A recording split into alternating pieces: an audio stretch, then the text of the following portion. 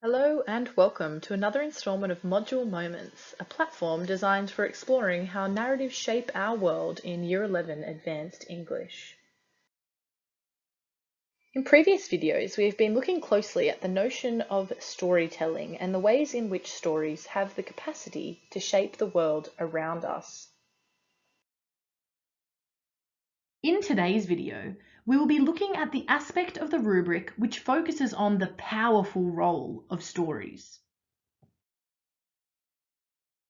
When we use words to weave stories, they have the capacity to shift an individual's perception of themselves, a concept well represented in William Shakespeare's 1609 play, Othello.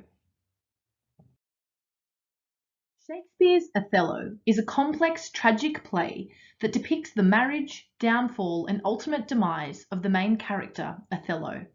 Othello, a Moor and a general in the Venetian army, marries a Venetian noblewoman, Desdemona, without the blessing of her family. Iago, the villain of the story, plots with Roderigo to essentially destroy Othello.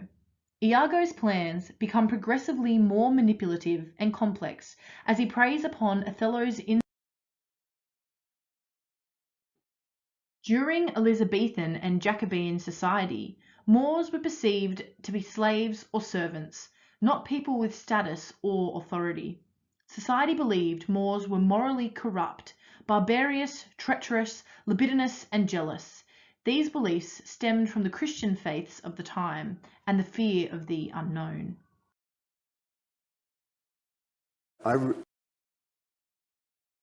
Set in the Italian town of Venice, Shakespeare is simultaneously questioning and revealing the racial prejudices of the time through the character of Othello. Iago falsely frames Othello's love for Desdemona as being like an old black ram tupping a white ewe. This story perpetuates the attitudes and values towards outsiders present in this world. Due to the existence of these prejudices, these stories of being lesser ultimately hold power, as Othello's view of himself is altered by society's expectations of him, something which Iago uses to his benefit. The stories surrounding Othello create a perception of him as a predator, animalistic in his approach to life, incapable of tenderness and rational thought, to reflect the stereotypes surrounding Moors during this contextual period. This bestial imagery is revisited and utilised throughout the entire play. Iago regularly refers to Othello as an animal, stating, "You'll have your daughter covered with a Barbary horse, you'll have your nephews neigh to you, you'll have coursers for cousins and jennets for Germans." The use of this bestial imagery establishes the stereotypes and inherent values and attitudes of Moors as animals, comparing Othello to a North African breed of horse or a Barbary.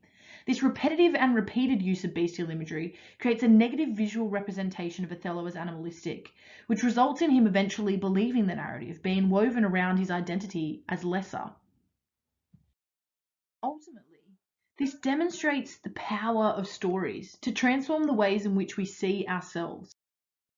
Othello's perception of himself has changed, evidenced in the ways in which he speaks of himself, but also in his behaviours, as we see the murder of his wife Desdemona at the end of the play.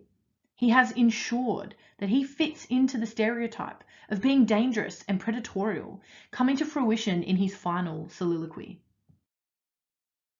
Iago's manipulation of Othello and the power of his words demonstrates how stories have the capacity to change the ways in which we see ourselves, consolidating the racial perceptions of the time.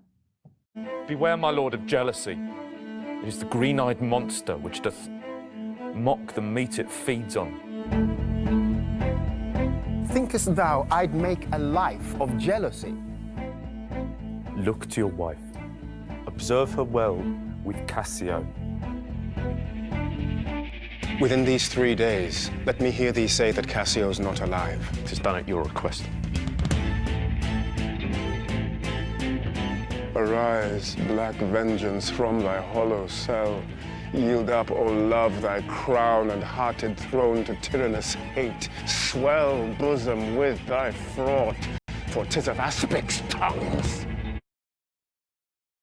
For further analysis on the power of stories, visit the link in the bio, which will take you to a Kahoot quiz on Shakespeare's effective use of symbols and motifs in Othello. Thanks for tuning in to today's episode of Module Moments. Don't forget to rate, like, and subscribe to see more videos from our Year 11 Advanced English series. See you soon.